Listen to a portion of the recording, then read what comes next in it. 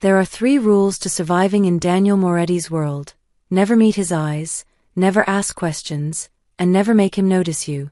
I broke all 3 the day I started leaving early on Fridays. I should have known better. In the sprawling marble halls of the Moretti estate, invisibility was currency, and I'd spent 6 months perfecting the art of disappearing into the wallpaper. I polished silver until my reflection blurred. I scrubbed floors until my knees ached. I kept my head down and my mouth shut, just another shadow in a house built on darker ones. But every Friday at 4:47 p.m., I became reckless. The head housekeeper, Mrs. Chun, would purse her lips when I whispered my excuse, the same vague murmur about a family matter, urgent, unavoidable. She never pushed. Maybe she sensed the desperation leaking through my carefully practiced calm. Or maybe she just didn't care enough about one maid's comings and goings. Daniel Moretti, however, was a different story. I felt the shift 3 weeks ago, that prickling awareness that crawls up your spine when you're being watched. He stood in the doorway of his study, one hand resting against the frame, his dark eyes tracking my hurried movements as I fumbled with my coat. He said nothing. He never did. But the weight of his attention pressed against me like a physical thing, heavy and inescapable. Mafia bosses don't ignore patterns. They collect them like weapons. And that particular Friday, when I slipped through the iron gates with my heart hammering against my ribs, I didn't hear the purr of his black Mercedes rolling to life behind me. I didn't see him follow me through the winding streets of Brooklyn, past the gentrified brownstones into the part of the city where hope went to die. I didn't know that in 20 minutes, Daniel Moretti would peer through a cracked warehouse window and see the secret I'd bled myself dry to protect.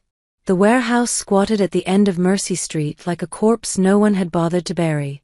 Broken windows stared out like empty eye sockets, and rust bloomed across the corrugated metal walls like a disease.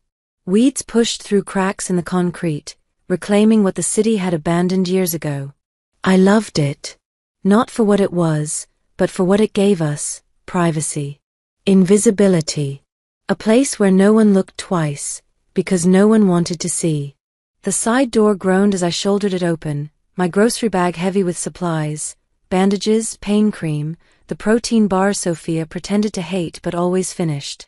The interior was a cavern of shadows and forgotten industry, old machinery hulking in corners like sleeping giants. But in the center, where afternoon light slanted through the broken roof, I'd carved out something that almost looked like hope. Ellie. Sophia's voice echoed off the walls, bright and piercing as a bell. She sat in her wheelchair near the makeshift workspace I'd built from salvaged materials, a table cobbled together from pallets, foam mats spread across the concrete, and the parallel bars I'd welded myself from scrap metal, my hands blistered for weeks after.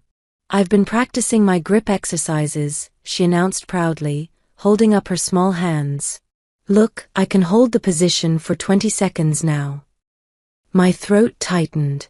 20 seconds. Such a small victory. Such an enormous one. That's my girl. I dropped the bag and crossed to her, kneeling so we were eye level. At 9 years old, Sophia still had that baby round face, freckles scattered across her nose like constellations.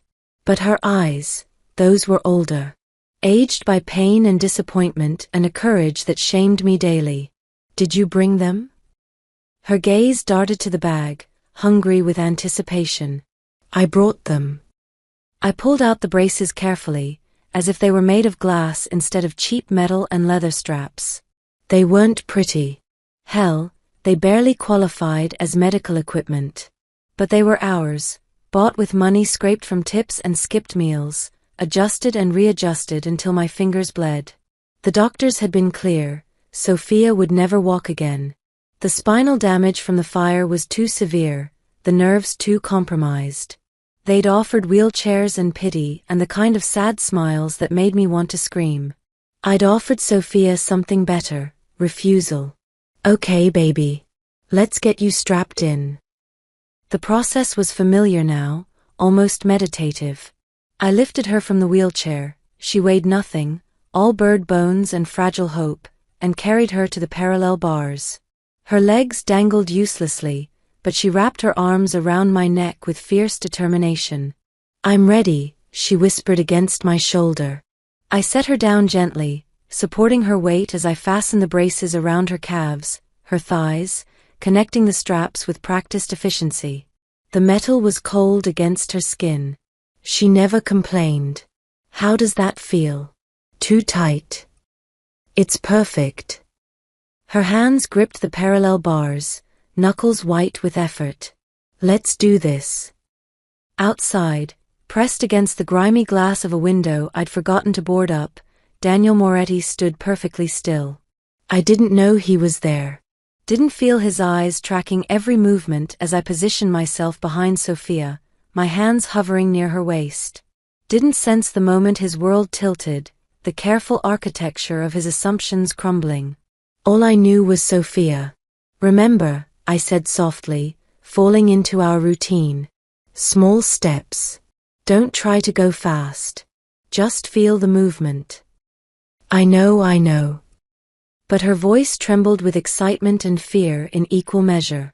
I'd researched everything I could about spinal injuries, about experimental treatments and physical therapy techniques. I'd watched YouTube videos until my eyes burned, taken notes in the margins of library books I couldn't afford to buy. The braces were supposed to provide structural support, to let her practice the motion of walking even if her body couldn't do it alone. The doctors said it wouldn't work, that I was giving her false hope. But hope, false or otherwise, was all we had left. "Okay," I breathed. "On 3. 1, 2. Sophia moved. It wasn't walking, not really. More like a controlled fall forward, her legs dragging in the braces, her entire body shaking with effort. But she moved. And when I caught her weight, when I helped her steady herself, when she looked up at me with tears streaming down her face. "I did it. Ellie, I did it." Her laughter was everything. Pure and bright and unbroken, filling the warehouse like music. I laughed too, or maybe I was crying, or maybe both at once. My baby sister, who'd been told she'd never stand again, was standing. Trembling and supported and barely upright, but standing. "Again," she demanded. "I want to go again." We practiced until sweat soaked through her shirt and my arms ached from supporting her weight. Each attempt was agony and triumph compressed into seconds. Each time she moved forward, even just inches, was a small miracle I stored against the darkness. Between attempts, she chattered about everything and nothing. A book she was reading. A bird she'd seen through the window that morning. Normal things. Beautiful, mundane, normal things that made me forget, just for a moment, that we were hiding in an abandoned warehouse because the world outside was too dangerous. "Do you think I'll be able to walk to school someday?" she asked during a water break, her voice small and careful. "Like, really walk? Without the chair?" I knelt beside her, brushing damp hair from her forehead.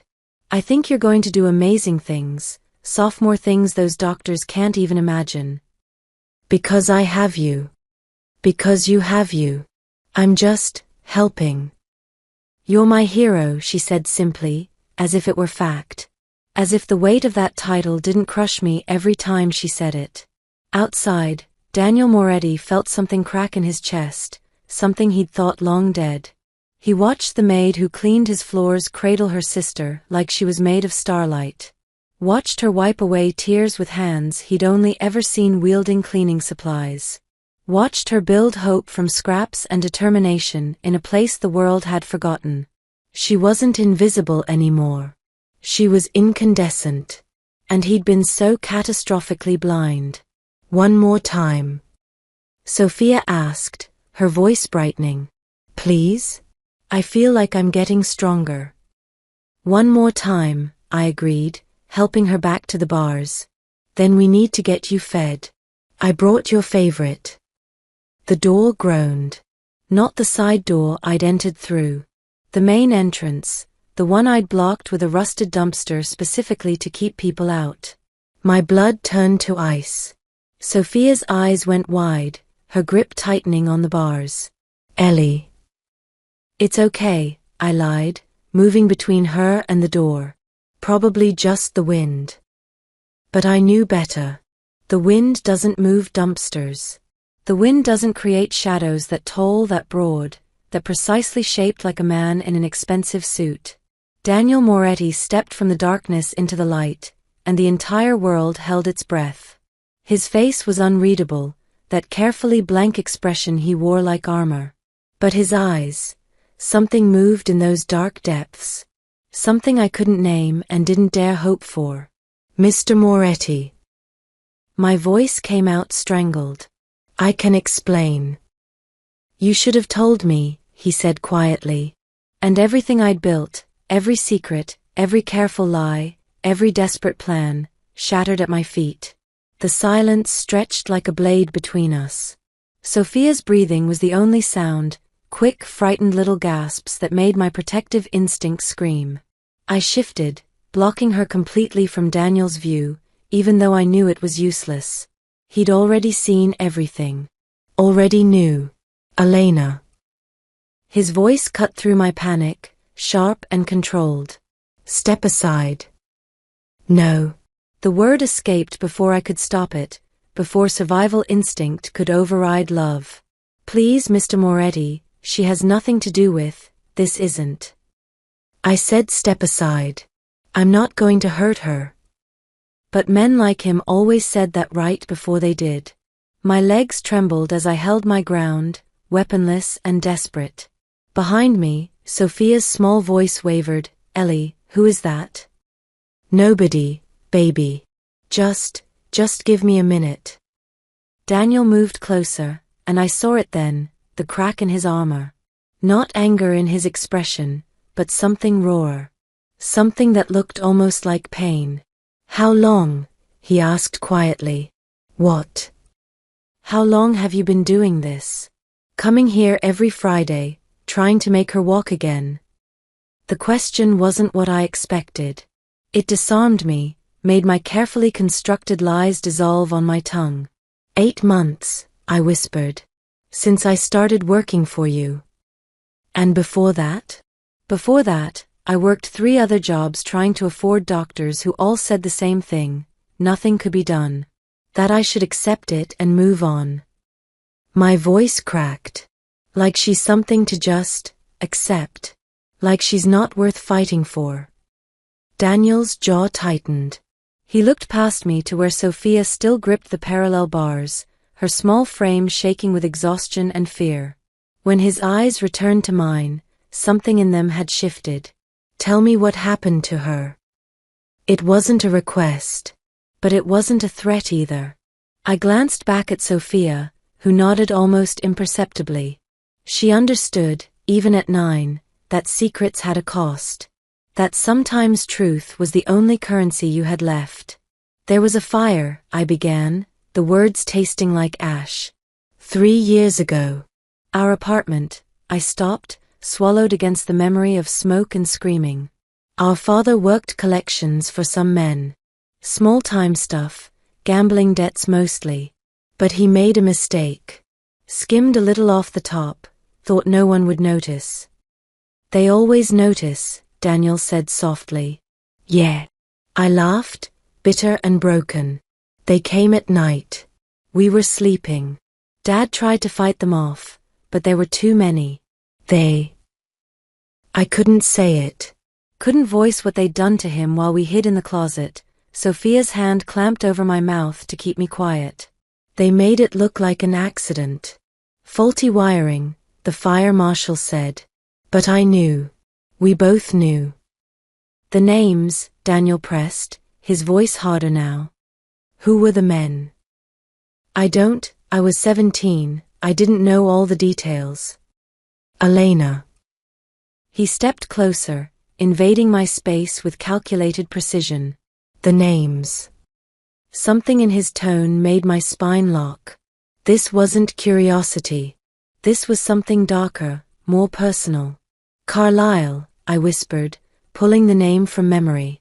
Anthony Carlyle was the one Dad worked for.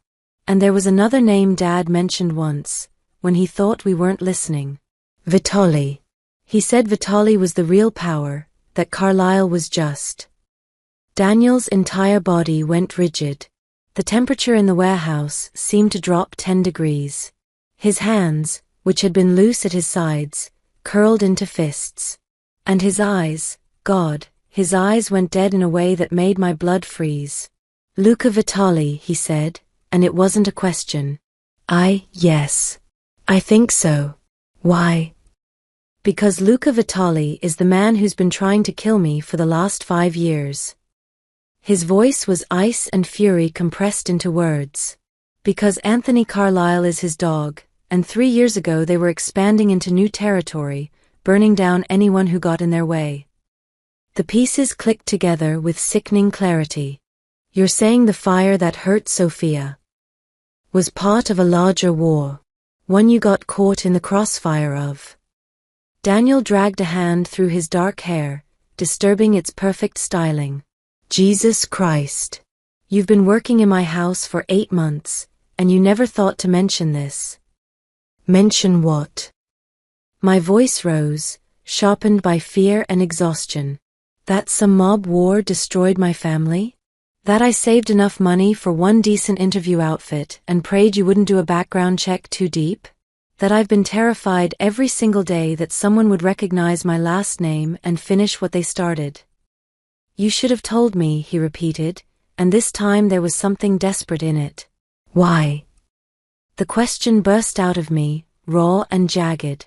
So you could fire me? Turn me over to whoever wanted us dead? Use us as leverage?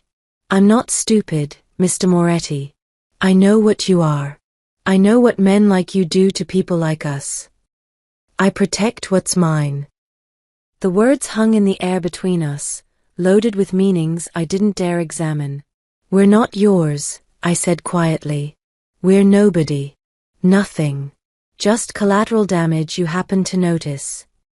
Behind me, Sophia made a small sound. When I turned, tears tracked down her cheeks, but her chin was lifted in defiance that mirrored my own.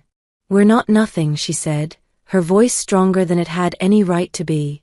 Ellie saved me. She saves me every day. Daniel's expression cracked, just for a moment, vulnerability bleeding through before he locked it down again. He looked at Sophia like she was a ghost. Like she reminded him of something he'd lost and could never get back. I had a sister once, he said softly, the confession clearly costing him. Younger than me. She got sick, and I was too busy building my empire to save her. Too consumed with territory and revenge to notice she was dying until it was too late. The warehouse fell silent except for the wind whistling through broken windows. Every time I see you, he gestured at Sophia, then at me, his composure fracturing. Every time I see what you're fighting for, what you're willing to sacrifice, it reminds me that power means nothing if you lose the people who matter. What are you saying? I whispered. Daniel's eyes locked on mine, dark and determined and terrifying in their intensity. I'm saying you should have told me, he repeated, but this time the words carried a different weight. Because I could have helped. Because Vitali and Carlisle are my enemies too. And because, he stopped, jaw working as he fought for words. Because I don't let what's mine suffer alone. We're not. You are now. You are now. The words settled over us like a verdict, final and absolute. I wanted to argue, to push back against the assumption that Daniel Moretti could just claim us like property. But Sophia's hand found mine, her fingers cold and trembling, and the fight drained out of me. What does that mean? I asked carefully, searching his face for the trap I knew had to be there. What do you want from us? Want. Daniel's eyebrow lifted. I want you to stop killing yourself trying to fix the impossible with duct tape and desperation. It's not impossible. Elena. He cut me off with a look. Those braces are barely functional.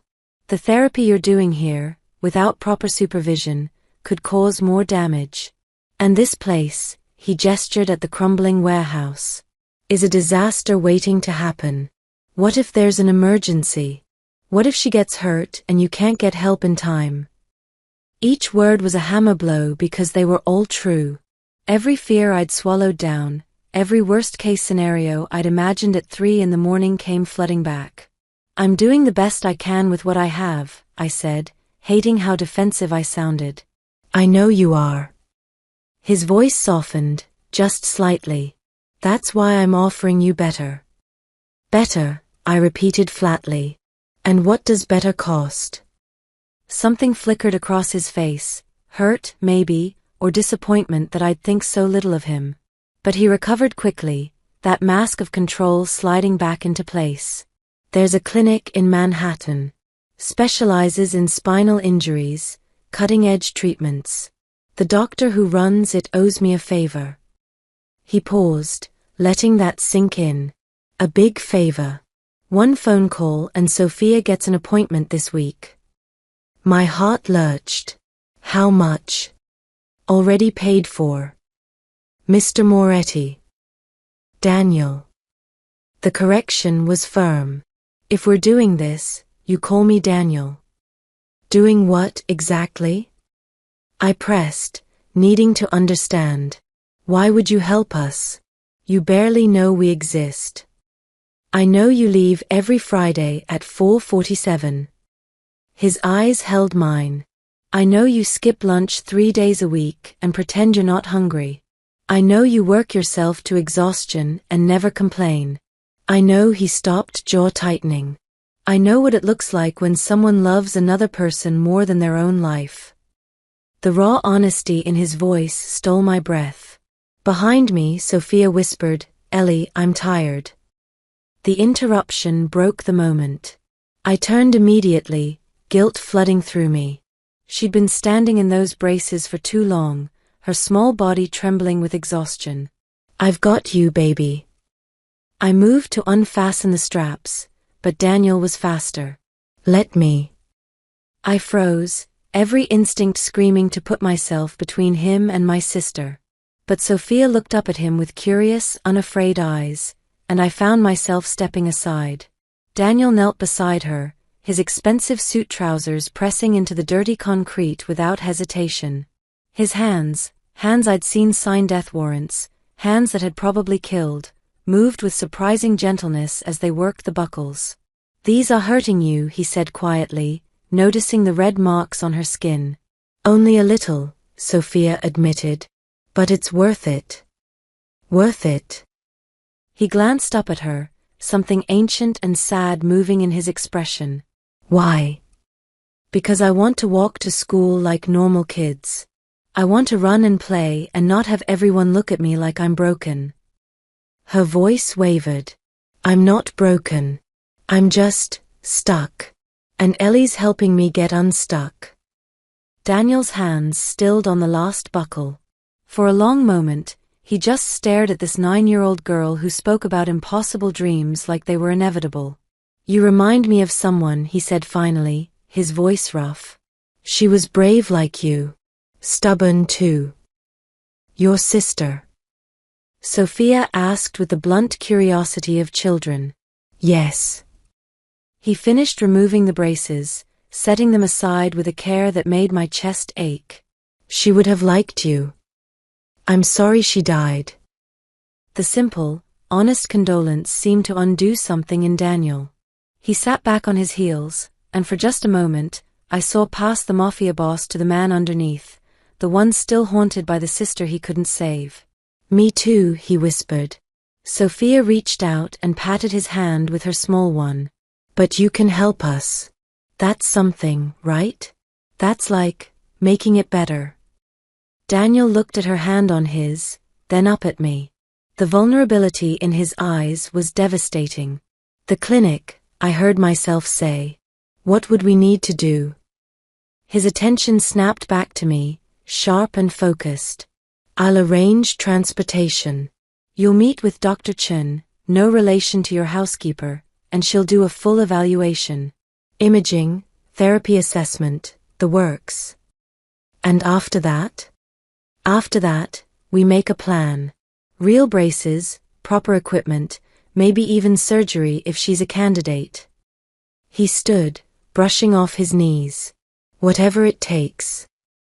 I can't afford. I told you it's handled. I don't take charity, I said through clenched teeth. Good. Because this isn't charity. Daniel moved closer, invading my space with calculated intent. You work for me, Elena. You're under my protection whether you knew it or not. That means what threatens you threatens me. And right now, Sophia's condition is a vulnerability I won't tolerate. A vulnerability, I repeated, anger sparking. She's not a weakness to be managed. She's a child who deserves better than this. He gestured at the warehouse, at the makeshift therapy equipment, at the entire desperate situation. Let me give her that. Let me give both of you that. I wanted to refuse. Wanted to cling to my independence and pride. But Sophia's hopeful eyes were on me, and I knew, I'd always known, that my pride was worth nothing compared to her future. One appointment, I conceded. We see what the doctor says, and then we decide. Fair enough. Daniel pulled out his phone, already typing. I'll have a car pick you both up tomorrow at 10. And Elena. Yes. You're not coming back to the warehouse after this. It's not safe, and you don't need it anymore. You can't just. I already did. He met my eyes, and there was steel beneath the softness. You're under my protection now. That means you follow my rules. I should have been angry. Should have fought against being controlled, against losing what little autonomy I'd carved out. But as I looked at Sophia, exhausted, hopeful, still gripping Daniel's hand like he was an anchor, I realized something terrifying. I didn't see a monster anymore.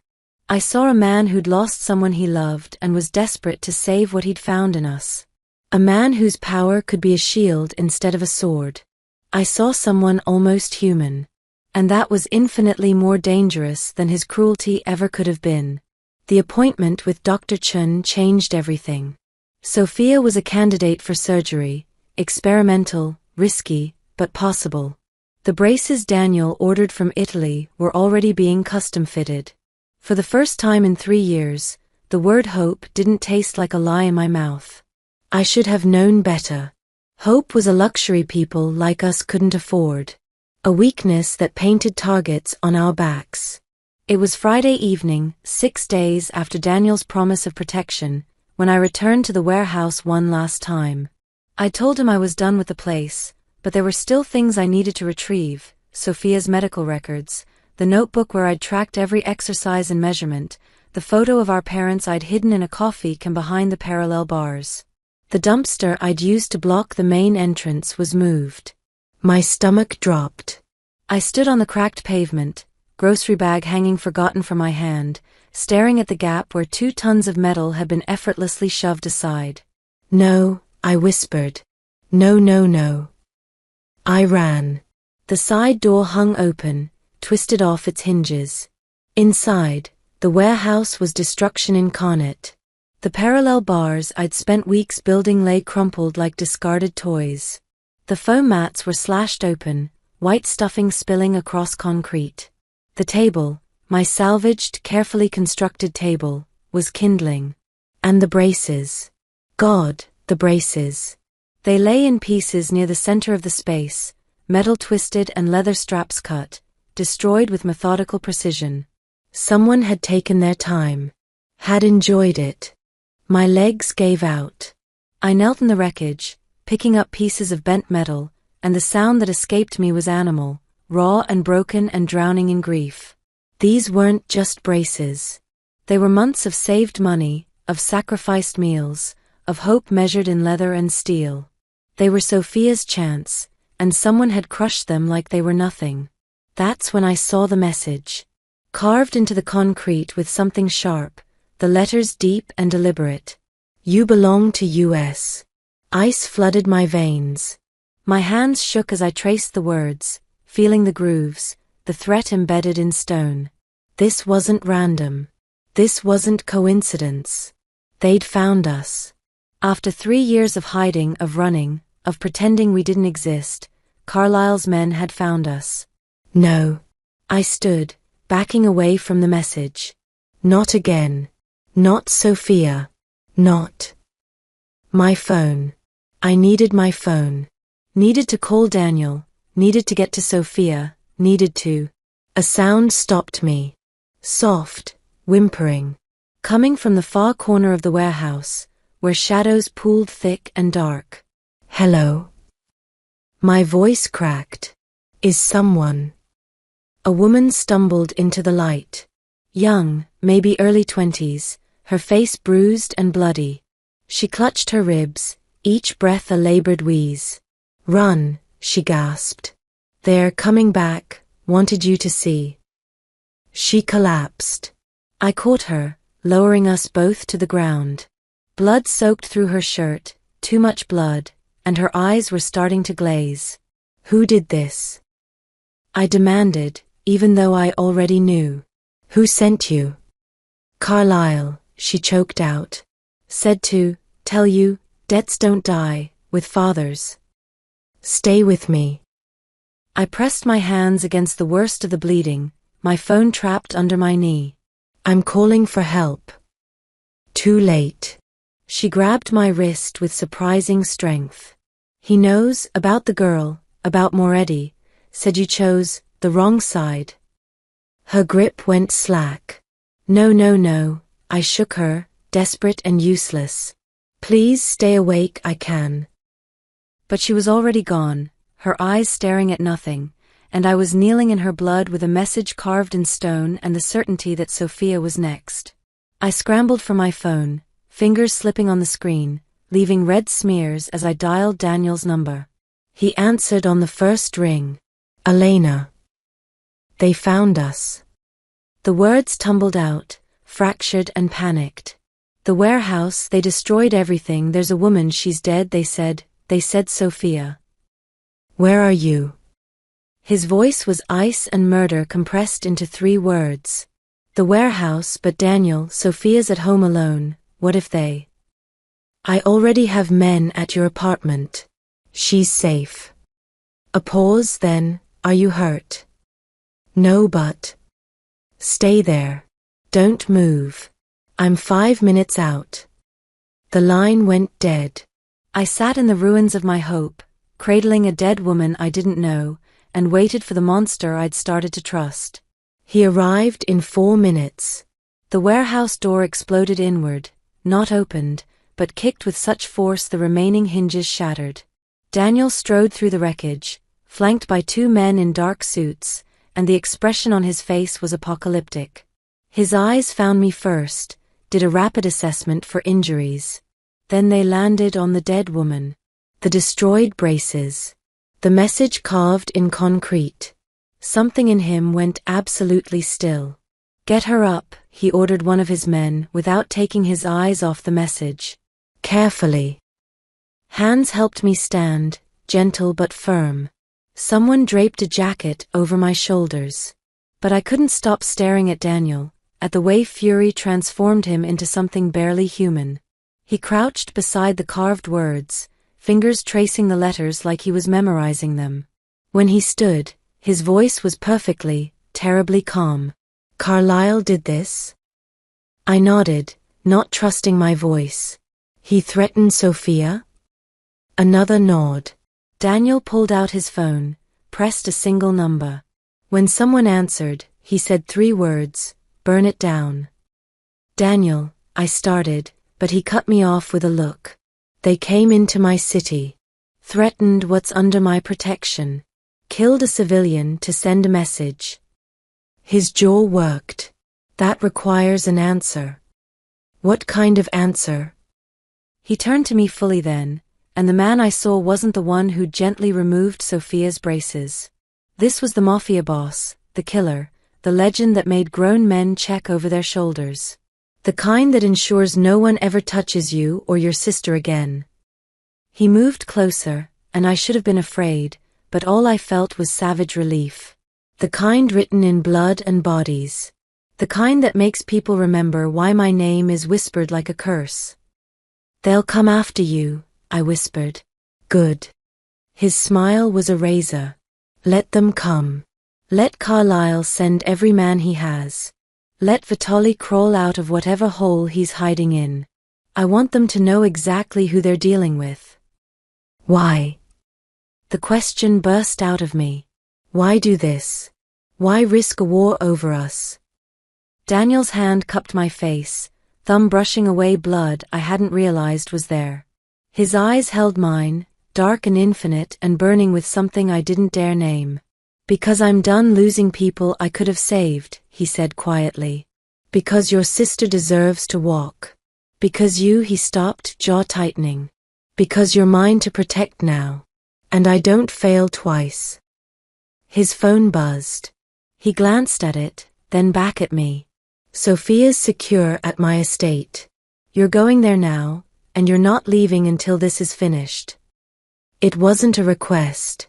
My men will handle the body, the scene, the police if necessary. And you? His smile turned predatory. I'm going hunting. Daniel didn't let me go to the estate alone. He drove himself, dismissing his men with a curt gesture that brooked no argument. The car, a sleek black Audi that probably cost more than I'd earn in 5 years, sliced through the city streets in tense silence. I sat rigid in the passenger seat, still wearing someone else's jacket, still tasting copper and fear. My hands wouldn't stop shaking. She's safe, Daniel said quietly, the first words he'd spoken since we left the warehouse. I have 4 men stationed at the house, 2 inside Sophia's room. No one gets through. You can't know that. My voice sounded hollow even to my own ears. You didn't think they'd find the warehouse either. His knuckles whitened on the steering wheel. That's on me. I should have moved faster, should have anticipated. It's not your fault. The words surprised me. This started long before you knew we existed. But I know now. He took a corner too fast, the engine growling. That makes it my responsibility. We fell silent again. The city blurred past, lights and shadows, life continuing on while mine splintered apart. Every block felt like a lifetime. Every red light an eternity where Carlyle's men could reach Sophia before we did. Tell me about her, Daniel said suddenly. What? Your sister. Tell me about Sophia. Not the paralysis, not the braces. Her. The request caught me off guard. I glanced at him, but his eyes stayed fixed on the road, jaw tight with barely contained violence. She loves strawberries, I heard myself say. But only the really ripe ones. She can tell by smell which ones are sweet and which will be sour. A fragile smile tugged at my mouth. She wants to be a veterinarian when she grows up. Says animals need doctors too, and she knows what it's like to hurt.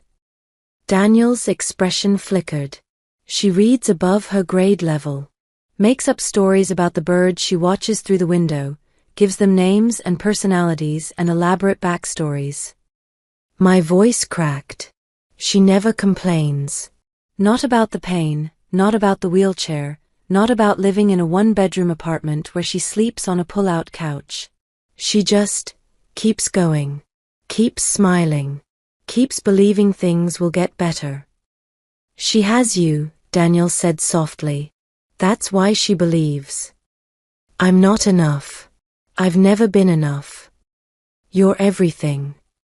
The fierce conviction in his voice made me turn fully to look at him. You kept her alive. Kept her hoping. Built her a future from nothing. That's not enough, Elena. That's everything. The words settled into my chest, warm and foreign and dangerously close to absolution. We pulled through the gates of the Moretti estate, and the house loomed before us, all marble and security and wealth that could crush people like me without notice. A different kind of cage, I thought. A gilded one, but a cage nonetheless. Daniel parked in front, but didn't immediately get out. He sat there, hands still gripping the wheel, and I could feel the war happening inside him. Her name was Isabella, he said finally. I went still. My sister. She was 8 years younger than me. Had this laugh that sounded like music, made everyone around her smile even when they didn't want to. His voice was distant, lost in memory. She got sick when I was 25. Leukemia. The doctors said she needed aggressive treatment, constant care, the best specialists. His hands flexed on the wheel. But I was building an empire. Consolidating power, eliminating rivals, proving I was worthy of the Moretti name. Every day was a war, every decision life or death. I told myself I was doing it for the family, for her future. He laughed, bitter and broken. I was so consumed with being powerful enough to protect everyone that I didn't see I was losing the one person who actually mattered. Daniel. She died in a hospital bed while I was overseas handling a deal. They couldn't reach me in time. By the time I got back, he stopped jaw working. She was already gone. 17 years old. And I wasn't there. The pain in his voice was devastating. I reached out without thinking, my hand covering his on the wheel. It wasn't your fault, I said. Wasn't it? He turned to look at me finally, and his eyes were wells of ancient grief. I chose power over presence. I chose the empire over her. And she paid the price for my ambition. You were trying to protect your family. I was trying to be a god. His hand turned under mine, fingers lacing with mine in a grip that felt like drowning and salvation at once. And gods don't kneel beside hospital beds. They don't hold hands or tell stories or just be there when it matters. The vulnerability in his confession cracked something open inside me. This wasn't the Mafia boss. This was just a man, broken by loss, haunted by the ghost of a girl he couldn't save. When I saw you with Sophia, he continued, voice rough, when I watched you fight the impossible for her, sacrifice everything, it was like looking at what I should have been. What I failed to be. So this is guilt? I asked carefully. You're helping us to make up for Isabella? No.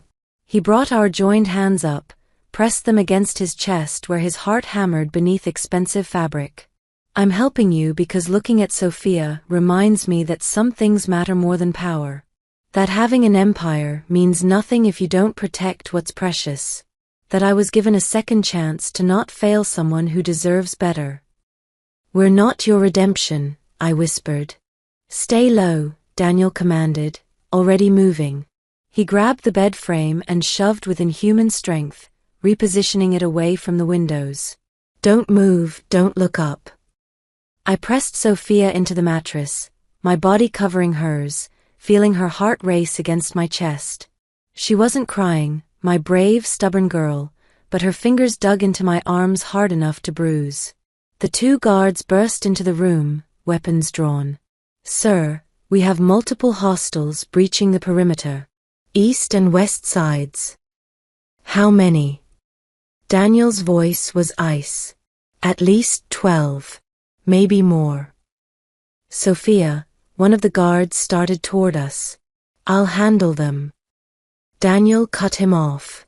He looked at me, and in his eyes I saw the monster emerge fully. Elena, listen to me very carefully. There's a panic room behind the bookshelf in the corner. Take Sophia there now. What about you?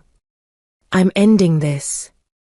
He pulled a gun from somewhere, sleek, black, deadly, and checked the chamber with practiced efficiency.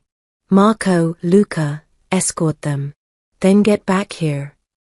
Sir, Marco started. That's an order. Downstairs, something exploded. The entire house shook, plaster dust raining from the ceiling.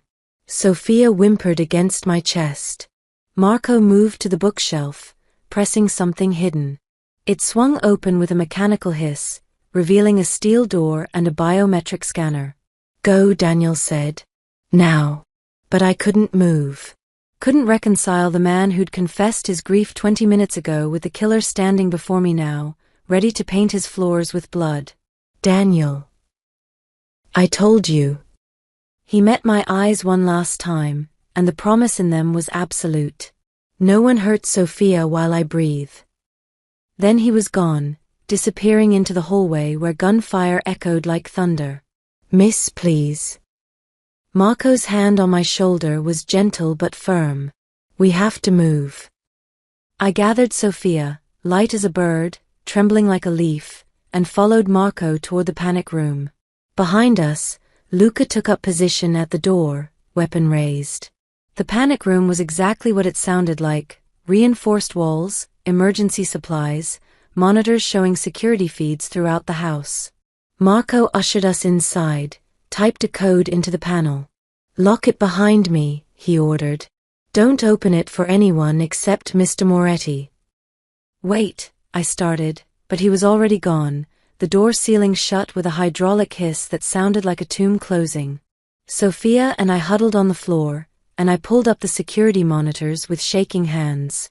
The screens showed hell. Men in dark clothing swarmed the grounds, at least 15 that I could count. Daniel's security met them with brutal efficiency, bodies dropping, muzzle flashes lighting the darkness. But there were so many. Too many. One camera showed the main entrance. The front door hung twisted on its hinges, and men poured through like locusts. Another showed the east wing. A firefight in the hallway, Marco and Luca holding the line against impossible odds. And then I found Daniel. He moved through the chaos like death incarnate. No hesitation, no mercy. A man lunged at him. Daniel's gun barked once, twice, and the man crumpled. Another came from behind. Daniel spun, elbow crushing the attacker's throat, weapon firing point blank before the body even hit the ground. He wasn't just defending his home. He was hunting. "Ellie," Sophia whispered against my side. "What's happening?" I couldn't answer. Couldn't tear my eyes from the screen as Daniel cleared room after room, leaving corpses in his wake. This was what I'd avoided seeing all those months working in his house. This was the real Daniel Moretti, not the man who gently removed braces, but the monster who'd built an empire on bones. And he was doing it for us. On screen, 3 men cornered him in the library. I stopped breathing.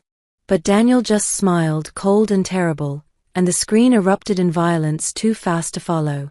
When it cleared, all 3 men were down, and Daniel was already moving toward the next threat. "How many?" His voice crackled through the security system, talking to someone off-screen. 7 left. They're regrouping at. Static. Then screaming. Then silence. I pulled Sophia closer, my heart hammering so hard I thought it might burst.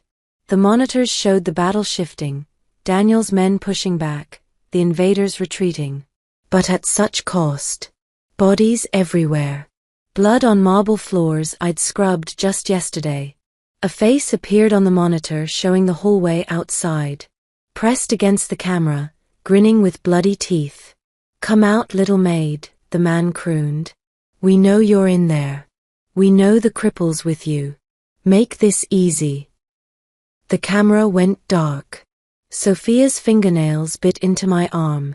"Ellie." "Shoo, baby. We're safe." The door's locked.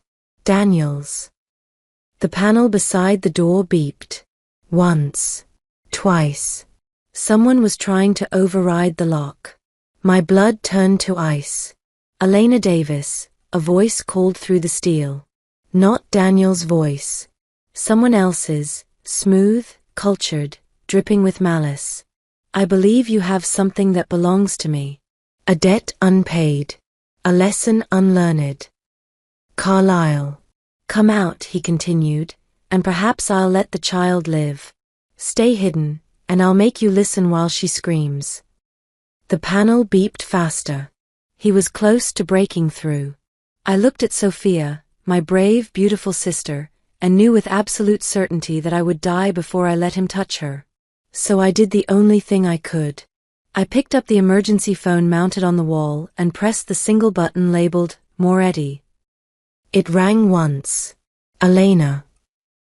Daniel's voice was raw, breathless. "Are you?" "He's here," I whispered. "Carlyle. He's breaking through the door." A pause that lasted forever. Then, hold on. I'm coming. The line went dead. The panel beeped one final time, and the lock disengaged with a mechanical click that sounded like the end of the world. The door swung open. Anthony Carlyle stood framed in the doorway, a gun in one hand and 3 years of nightmares made flesh. He was smaller than I remembered, or maybe terror had made him larger in my mind. Mid-50s, silver at his temples, expensive suit marred by blood spatter that wasn't his own. He smiled when he saw us. There you are. He stepped inside, and 2 men followed, hulking shadows with dead eyes. The Davis girls. I've been looking for you for a very long time. I pulled Sophia behind me, putting my body between her and the gun. My voice came out steadier than I felt. You got your revenge. Our father's dead. The debt's paid. Paid. Carlyle laughed, cold and cutting. Your father stole from me. Embarrassed me in front of my associates. Made me look weak. He moved closer, and I backed up until we hit the wall. His death was just the beginning. The real payment is watching his daughters suffer. Watching you realize that defiance has consequences that echo through generations. She's 9 years old, I choked out. She's a child. She has nothing to do with. She's leverage. He raised the gun, pointing it directly at Sophia's head. And you're going to watch her die the way I watched your father beg. Sophia's hand found mine, squeezing tight. No tears. No pleading. Just acceptance that broke my heart into fragments. I love you, Ellie, she whispered. No, the word ripped from my throat. Please, take me instead. Kill me. Do whatever you want, just let her. Elena Davis offering herself for her sister. How touching. Carlyle's finger moved to the trigger. But you see, that's not how this works. You need to live. You need to carry this. You need to. The wall behind him exploded. Not the door, the wall itself. Drywall and wood disintegrated as Daniel Moretti crashed through it like a force of nature, tackling Carlyle before he could pivot. The gun discharged, deafening in the enclosed space, but the bullet went wide, embedding in the ceiling. They hit the ground in a tangle of violence. Daniel's fist connected with Carlyle's face once, twice, bone crunching under knuckles. But one of the guards recovered, raising his weapon toward Daniel's exposed back. No. I screamed. Daniel rolled, using Carlyle's body as a shield. The guard hesitated, just a second, just long enough. Daniel's gun came up, and the guard dropped with a hole in his forehead. The second guard lunged for Sophia. Everything slowed. I saw his hand reaching, saw his cold calculation that a hostage would end this. Saw him grab for my sister's arm while Daniel was still tangled with Carlyle. I threw myself forward, but I was too slow. Too human. Too powerless. The guard's fingers closed around Sophia's wrist, yanking her from my grasp. She cried out, not in fear, but in pain as her paralyzed legs twisted wrong. Got her. The guard shouted. Stand down or the girl. Daniel's gun barked.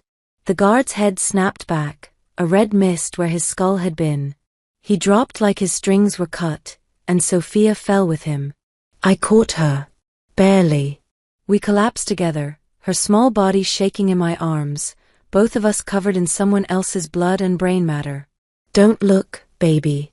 Don't look. I pressed her face into my shoulder, shielding her eyes from the horror. Behind us, Daniel and Carlyle struggled. Carlyle had found his gun, was bringing it up despite the blood pouring from his broken nose. Daniel's hand shot out, catching Carlyle's wrist, the weapon aimed at the ceiling. You should have stayed dead, Carlyle snarled. Should have let Vitali finish you years ago. Probably. Daniel's voice was cold. But then who would kill you? He twisted, and the gun's angle changed. Pointed down instead of up. Carlyle's eyes widened with the terrible understanding of his own mortality. For Isabella, Daniel said quietly.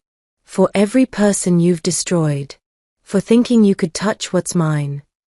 He pulled the trigger. The sound echoed in the small space, final and absolute. Carlyle's body went limp, and Daniel shoved it aside like garbage. For a moment, one crystalline, terrible moment, silence fell. Then Daniel was moving, crossing the space to where I held Sophia.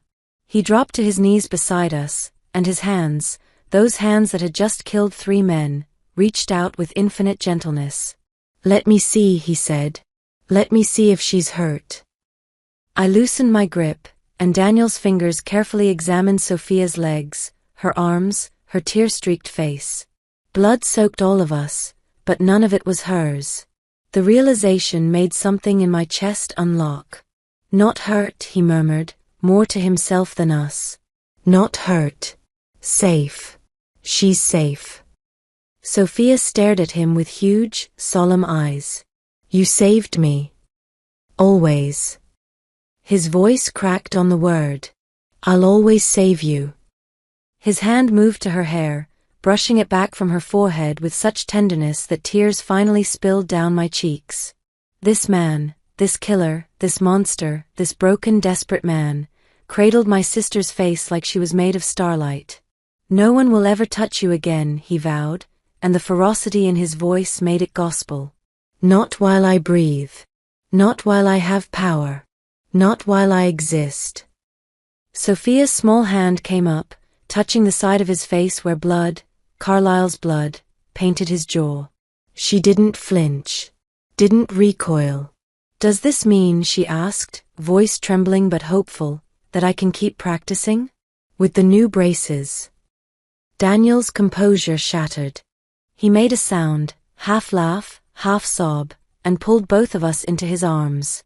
Me and Sophia, held against his chest while his heart hammered beneath silk and Kevlar and violence. "Yes," he whispered into her hair. "God, yes. You can practice every day. I'll build you a proper therapy room. Hire the best specialists. Whatever you need. Whatever it takes. Even if I never walk?" Sophia asked. "Even if the doctors are right and I'm always like this?" Daniel pulled back, and the look he gave her was so full of raw emotion that I had to look away. "Even then," he said, "you could stay in that wheelchair forever, and you'd still be the bravest person I've ever met. The surgery, the braces, the therapy, that's not about making you acceptable or whole. You already are. It's about giving you choices. Options. The freedom to try."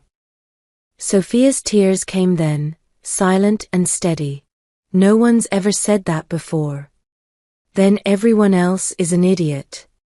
He wiped her cheeks with his thumbs, smearing blood but somehow making it tender. "You're perfect, Sophia. Exactly as you are." She threw her arms around his neck, and this man, this Mafia boss who just killed 3 men without hesitation, held my 9-year-old sister like she was the most precious thing in the world. And I realized with terrifying clarity that she was. To him. To me. To both of us. Marco appeared in the doorway, weapons still drawn. "Sir, the house is secure. We have casualties but," he stopped, taking in the scene. "The bodies. The blood." Daniel kneeling with Sophia in his arms. "Get Dr. Chen on the phone," Daniel ordered without releasing Sophia. "I want her here within the hour to examine Sophia. And get cleaning crews for," he gestured vaguely at the carnage. "Everything." "Yes, sir." Marco disappeared. Daniel finally met my eyes over Sophia's head, and what I saw there stole my breath. Not the monster. Not the killer. Just a man who'd found something worth protecting more than his empire. Who'd chosen love over vengeance, even while drowning in both. "Thank you," I whispered. "Don't." His jaw tightened. "Don't thank me for doing what I should have done the moment I saw you in that warehouse. For being what I should have been for Isabella. You're not doing this for her memory," I said softly. You're doing it because you want to. Because you care. Something flickered in his expression, vulnerability, hope, fear all tangled together. Is that so wrong? He asked. To care. I shifted closer, my hand finding his where it rested on Sophia's back. No. It's not wrong at all. Sophia pulled back, looking between us with the knowing expression of children who see more than adults give them credit for. Are you gonna kiss? She asked bluntly.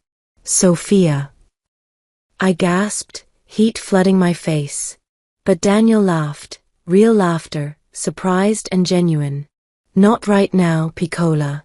First, we make sure you're okay. Then we clean up this mess. Then. He met my eyes, and the promise in them made my heart stutter. Then we see what happens next. Okay, Sophia said, satisfied. She settled back against Daniel's chest, exhausted by fear and adrenaline. But for the record, I think you should. Ellie needs someone to take care of her too. I'll keep that in mind, Daniel said solemnly. And there in a panic room splattered with blood, holding my sister while this dangerous, broken, surprisingly gentle man held us both, I felt something I hadn't experienced in 3 years. Safety. Not the absence of danger. Daniel's world would always be dangerous. But the certainty that we wouldn't face it alone. That someone strong enough to weather the storms would stand beside us.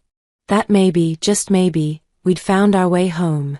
6 weeks later, sunlight poured through the windows of what used to be Daniel's private study and was now Sophia's therapy room.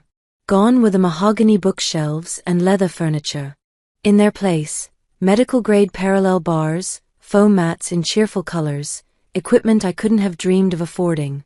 Dr. Chun had designed the space herself, transforming cold efficiency into something warm and hopeful. Ready?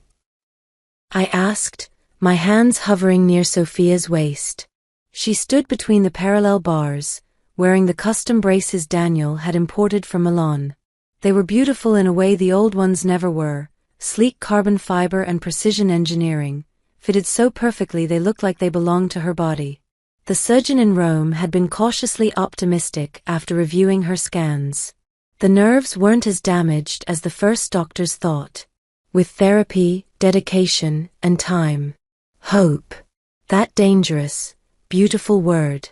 I'm ready, Sophia said, and her confidence had grown alongside her strength these past weeks. No more hiding in warehouses. No more scraping by on nothing. Daniel had hired a private tutor so Sophia could study from home, a kind woman named Mrs. Abernathy who treated her like any other gifted student rather than a tragedy to pity. Physical therapy every morning with Dr. Chun. Occupational therapy in the afternoons. A life built around possibility instead of survival. Remember what Dr. Chun said, I coached, falling into our rhythm. Small steps. Distribute your weight. Let the braces do the work. Sophia's jaw set with determination. Her hands gripped the bars, knuckles white. She lifted her right foot, barely an inch, but she lifted it, and shifted forward. 1 step. My heart lodged in my throat. She paused, breathing hard, then lifted the left. Another step. Then another. Each one more steady than the last, muscle memory and metal working in harmony. Ellie, look. Her voice cracked with wonder. I'm doing it. I'm really doing it. You're doing it, I breathed, tears streaming freely down my face. Oh baby, you're walking. 4 steps. 5. 6. Each one a small miracle that Dr. Chun said shouldn't be possible this soon. But Sophia had always been exceptional at defying expectations. On the 7th step, her leg buckled slightly. I caught her weight, steadying her, and she laughed, pure, brilliant, uncontained joy that filled every corner of the room. Again, she demanded immediately. I want to go again. I can do more. Sophia Davis, you will take a break, Dr. Chen's voice called from the doorway. She'd been monitoring from the observation window, giving us space but staying close. We talked about pacing yourself. But nothing. Water break. Then we do stretches. Dr. Chen's firm expression softened. You did beautifully. 7 steps in the second week with the new braces? That's remarkable progress. Sophia practically glowed under the praise. I helped her to the padded bench along the wall, and she sipped water while chattering about how the braces felt different today, how she thought she could feel her muscles engaging, how maybe she'd be ready for the walker soon. I listened and smiled and tried to believe this was real. That we were truly here, truly safe, truly beyond the shadows that had chased us for so long. The door opened, and Daniel stepped inside. He'd been in meetings all morning, the kind of business I didn't ask about and he didn't volunteer. But he always came afterward, still wearing his suit and that particular tension that said he'd been dealing with his other world. The dangerous one. The one that paid for carbon fiber braces and private tutors and this second chance. How'd she do? He asked, his eyes finding Sophia first, cataloging that she was whole and happy. 7 steps. Sophia announced proudly. Dr. Chen said it's remarkable. Something in Daniel's expression cracked open, that vulnerability he only showed here in this room with us. 7 steps. That's my girl. He crossed to her, and she reached up automatically. He lifted her as easily as breathing, settling her against his hip like they'd been doing this for years instead of weeks. Tell me everything, he said. And she did. Sophia chattered about each step, the way her weight distributed, how the right brace needed a minor adjustment but the left was perfect. Daniel listened with the same intense focus he brought to his business dealings, asking questions, praising her effort. Somewhere in the past 6 weeks, this had become normal. Daniel Moretti, Mafia boss, killer, legend, playing father to a 9-year-old girl who'd stolen his carefully guarded heart. Dr. Chan excused herself tactfully, and suddenly it was just the 3 of us in the sunlit room. Daniel set Sophia back on the bench and knelt before her, eye level. I'm proud of you, Piccola. Not just for the steps. For working hard. For being brave. For being you. Sophia beamed. Then with the blunt honesty of children, are you gonna marry Ellie? I choked on air. Sophia. What? She looked genuinely confused. You said people who love each other get married. And you love Daniel, and he loves you so. That's not, we haven't, I floundered, face burning. Daniel's hand found mine, lacing our fingers together with casual certainty. Would you like that? He asked Sophia. If Elena and I got married? Obviously, Sophia said, as if this was the most basic question in the world. Then we'd be a real family. And you could adopt me, and I'd have a dad again, and we'd all live together forever. The casual way she said it, like permanence was possible, like family could be chosen, made my throat tight. Sophia, I managed, that's not how things work. People don't just. Why not? Daniel's eyes met mine, dark and steady and absolutely serious. Why can't that be how it works? My heart stopped. Daniel. I know it's fast. I know my world is dangerous. I know he stopped jaw working. I know I'm not the safe choice. But I'm the choice that will protect you both with everything I have. The choice that will wake up every morning grateful you're alive. The choice that will build you whatever future you want. Even if that future doesn't include you? I whispered. Pain flickered across his face. Even then. Your happiness, both of you, matters more than what I want. And what do you want? He stood, pulling me up with him, close enough that I could feel his heart beating. I want to watch Sophia take her first real steps without braces. I want to see her graduate high school, go to veterinary school, live the life she deserves. I want, his free hand came up, cupping my face. I want to wake up next to you every morning. Want to come home to you every night. Want to build something real that isn't based on fear or power or blood. That's not your world, I said, even as I leaned into his touch. No. But it could be. For you, I'd make it that. His thumb brushed my cheekbone. I'm not asking you to decide today. I'm just asking you to consider that maybe we've all found what we've been looking for. Behind us, Sophia made an exaggerated gagging sound. Are you gonna kiss now? Because if so, I'm gonna cover my eyes, but you should definitely kiss. Daniel laughed, surprised and genuine. Permission granted? Oh my God, I muttered. But I was smiling. Couldn't help it. He leaned down, and I met him halfway. The kiss was soft, tentative, tasting of possibility and promise. Nothing like the violence he was capable of. Everything like the gentleness he'd shown Sophia. When we pulled apart, Sophia was peeking through her fingers. Okay, that was pretty good, she admitted. Can we practice walking again now? And just like that, the moment passed. Back to therapy, to progress, to the steady work of building a future. But as Daniel helped Sophia back to the parallel bars, as I watched him steady her with infinite patience, I realized something fundamental had shifted. I wasn't the maid anymore. Wasn't the girl scrubbing floors and hiding secrets. I was Elena Davis, sister, survivor, and maybe, just maybe, something more. A woman who'd fought impossible odds and won. Who'd protected what mattered and found unexpected allies in the darkness. A woman carrying both her sister's hope and a dangerous man's heart. Daniel caught my eye across the room as Sophia took another step. In his gaze, promise, dedication, and something that looked suspiciously like love. The future was uncertain. His world would always have shadows. But standing here in this sunlit room, watching my sister walk and this complicated man smile, I thought maybe we'd be okay. Maybe we'd be more than okay. Maybe we'd found our way home after all. Sophia took another step, then another, her laughter echoing off the walls. And for the first time in 3 years, I let myself believe in happy endings. Not the fairy tale kind. The real kind, messy and complicated and built on blood and hope in equal measure. The kind worth fighting for. The kind we'd earned.